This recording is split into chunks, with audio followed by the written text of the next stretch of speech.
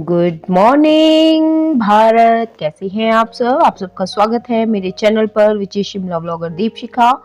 और आज का ब्लॉग मैं लाई हूँ साड़ी के ऊपर। किस तरह से जो सिल्क की साड़ी है उसकी देखभाल की जानी चाहिए, की जाती है, क्योंकि ये महंगी है, बहुमूल्य है। तो इसकी वैसे तो साड़ी बहुत अच्छी है, सभी बहुमूल्य हैं, लेकिन जो सिल्क की साड़ी है उसकी विशेष देखभाल की जाती है, तो वो मैं आपको इस व्लॉग में बताऊंगी। लेकिन उससे पहले मैं आपको क्या बता रही हूँ वो सुनिए। साड़ी न केवल भारत बल्कि दुनिया भर में पहने जाने वाली सबसे प्रसिद्ध भारतीय पोशाक मानी जाती है। साड़ी के बहुत सारे जो प्रकार हैं वो होते हैं, बहुत सारे भौगोलिक परिस्थिति और पारंपरिक मूल्यों पर निर्भर करता है कि आप साड़ी को किस तरह से वेयर कर रहे हैं। कुछ इलाकों में इसे साड़ी भी कहते हैं। ये भारतीय स्त्री का मुख्य परिधान है। शायद विश्व के सबसे लंबे और पुराने परिधानों में से इसे गिना जाता है। ये 5 या 6 गज के लंबा टुकड़ा होता है जो ब्लाउज के साथ पहना जाता है। साड़ी हमारी समृद्ध संस्कृति और परंपराओं का तो प्रतीक है। हमें कोई फर्क नहीं पड़ता, कोई सा भी त्योहार हो, शादी हो या उत्सव हो, साड़ी पहननी है तो पहननी है। कोई भी व्यक्ति साड़ी का विरोध नहीं करता। ये 9 गज की भी हो सकती, जैसा कि मैंने आपको बताया, 5 और 6 गज की भी हो सकती है। और यह केवल आपके शरीर को चारों तरफ से नहीं ढकती है, बल्कि यह हमारे लिए बहुत कुछ है। यह हमारी संस्कृति और पूर्वजों का प्रतिनिधित्व करती है। अलग अलग शैली की साड़ियों में कांजीवरम साड़ी, बनारसी साड़ी, पटोला साड़ी और हकोबा साड़ी मुख्य हैं। लेकिन मध्य प्रदेश की चंदेरी, महेश्वरी, मधुबनी छपाई, असम की मूंगा रेशमी, उड़ीसा की बोमकई, राजस्थान की बंधेज, गुजरात की गठोड़ा पटोला, बिहार की तस्सर कांथा, छत्तीसगढ़ की कोसा रेशम, दिल्ली की रेशमी साड़ियां, झारखंड की कोसा रेशम, महाराष्ट्र की पैठानी, तमिलनाडु की कांजीवरम, बनारसी साड़ियां, उत्तर प्रदेश की तांची, जामदानी, जामवर और पश्चिम बंगाल की बालूछरी और कांथा टंगैल साड़ियां, कुछ साड़ियां जो हैं ये प्रसिद्ध हैं। इसका उल्लेख हमारे यजुर्वेद में भी मिलता है। साड़ी विश्व की सबसे लंबी और पुराने परिधानों में से एक आज तक पहना जाने वाला परिधान है। इसका फैशन कभी भी नहीं जाता। अब बात करते हैं जो हमारे वार्डरोब में है, वो हम किस तरह से अपनी साड़ियों की देखभाल करें।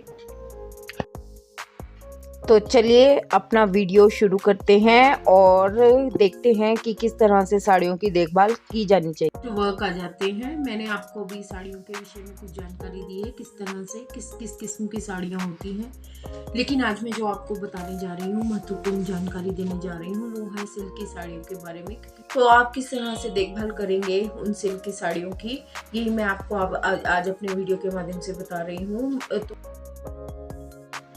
इस अटैची में मेरी सारी साड़ियाँ हैं जो कि सिल्क की हैं। मैंने सहेज कर संभाल कर रखी हैं। आज मुझे इन्हें निकालना भी था, तो चलिए मैं दिखाती हूँ आपको।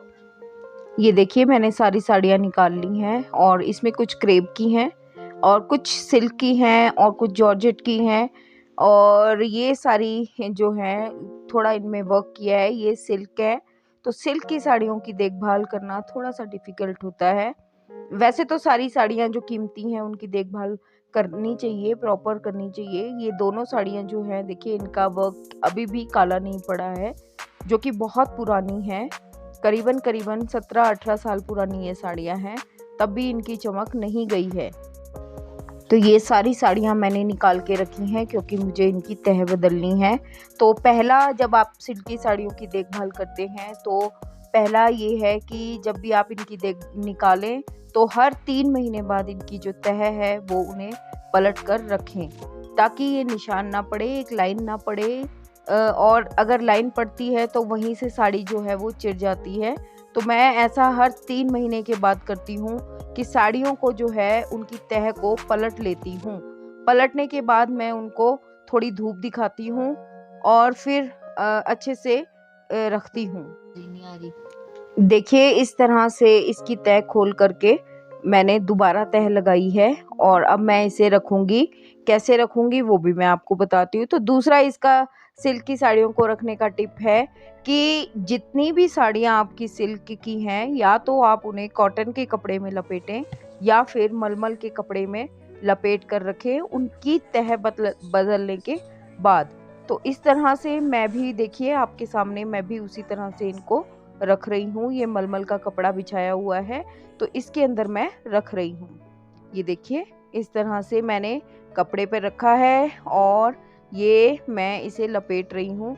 आप कितना भी महंगा वो जो साड़ी कवर है वो ले लीजिए, लेकिन मलमल का कपड़ा और कॉटन का कपड़ा सबसे ज़्यादा जो है इन सिल्क की साड़ियों के लिए अच्छा होता है। तो ये थी दूसरी तरह की दूसरे नंबर का टिप।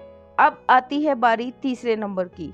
तो जब आप साड़ी प्रेस कर रहे हैं सिल्क की साड़ी, तो जो लाइन है उन पर प्रेस करिए। देखिए जिस तरह से मैं कर रही हूँ, आपको दिखा रही हूँ। ये मेरी साड़ियाँ हैं, मैंने इन्हें प्रेस करना है। तो किस तरह से करना है ये देखिए। ये बहुत नाजुक होती है साड़ी, और जो इसका बॉर्डर होता है जहाँ जरी वर्क होता है, प्लीज़ आप उस पर जब भी प्रेस लगाएं तो कपड़ा रख कर ही प्रेस करें, अदरवाइज जो जरी होती है उसकी ये वाली, ये खराब हो जाती है। तो उसके ऊपर साड़ी को खोलिए, जितनी आपने जिस तरह से आप मतलब प्रेस करते हैं उतना खोलें, प्रेस टेबल पर रखें। ये कपड़ा मैंने देखिए बिछाया है, और अपनी जो प्रेस है उसको सिल्क पर ले आए। सिल्क पर लाने के बाद उसे थोड़ा सा साइड में चला कर देखें और फिर इस पे प्रेस करें। मेरी जो प्रेस है ये स्टीम प्रेस है, तो इसीलिए मुझे साड़ी जलने का खतरा नहीं है। तो इसीलिए मैंने ये आपको दिखाया कि सिल्क पर करके ही इसे प्रेस करें। ये मैंने कर दी है प्रेस, ये साइड में अच्छे से प्रेस हो गई। ये साड़ी तो मैंने पूरी प्रेस की थी, लेकिन मैंने आपको दिखाई जितनी है उतनी ही है, नहीं तो वीडियो बहुत लंबा हो जाता। ये मैं वही बता रही हूँ कि जरी पर हमेशा जो है कपड़ा रखकर ही प्रेस करें। चौथी टिप है, जब भी आपकी साड़ी पर कोई दाग धब्बा पड़ जाता है सिल्क की साड़ी पर, आप अपने पास हमेशा रखिए पेट्रोल। मैंने भी रखा हुआ है, और थोड़ा सा कॉटन में लें। यहाँ पर मुझे निशान दिखा है, इसे हम मिटा रहे हैं। इससे पेट्रोल की सहायता से ये अपने आप उड़ जाएगा, मतलब सूख जाएगा। तो उसके बाद आप अपनी साड़ी को तह लगाइए और रख दीजिए।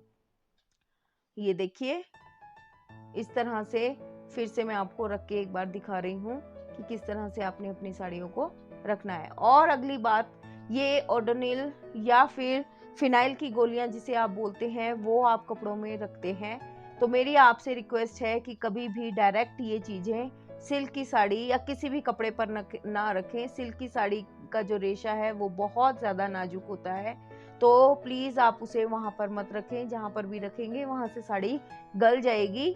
तो इसे आप अपने जो अटैची है या अलमीरा है उसकी साइड पर रखें, बीच में बिल्कुल भी ना रखें।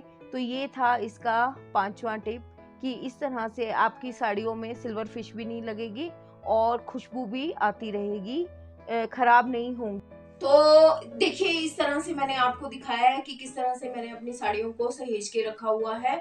इतने सालों बाद भी ये साड़ियाँ पहनते हैं तो नई की नई लगती हैं। तो जिस तरह से मैंने बताया, मैं अपनी साड़ी को सहेज के रखती हूँ। आई होप आप भी उसी तरह से ट्राई करेंगे, क्योंकि सिल्क की साड़ियाँ हैं, कीमती होती हैं। ये जैसे कि मैंने ब्लॉग के शुरुआत में बताया था कि साड़ियाँ हमारी संस्कृति है, धरोहर है, इन्हें संभाल कर रखिए। तो सभी संभालते हैं, सभी अच्छे से रखते हैं, सहेज कर रखते हैं। बहुत बहुत नई नई चीजें साड़ियाँ आती रहती हैं, लेकिन जो सिल्क की साड़ियाँ हैं उनका फैशन कभी नहीं जाता। तो ये था मेरा एक छोटा सा वीडियो सिल्क की साड़ियों के ऊपर। आई होप आपको पसंद आया होगा। अगर मेरा ये वीडियो आपको पसंद आया है तो प्लीज एक चैनल को लाइक कीजिए, चैनल पर एक कमेंट छोड़िए प्यारा सा। अगर नहीं आया तो भी आप कमेंट कीजिए कि आपको क्या गलत लगा, और अगर पसंद आया तो भी आप मुझे मेंशन करिए कि आपको क्या अच्छा लगा। तो अगर आपको ये मेरा वीडियो पसंद आया, मेरा चैनल अच्छा लगा, तो मेरे चैनल को एक सब्सक्राइब भी दीजिएगा। आपका बहुत बहुत शुक्रिया। मिलते हैं एक नए व्लॉग में किसी और कहानी के ऊपर, किसी और विषय पर चर्चा करते हुए। तब तक के लिए Shimla blogger Deepshikha over and out. Bye.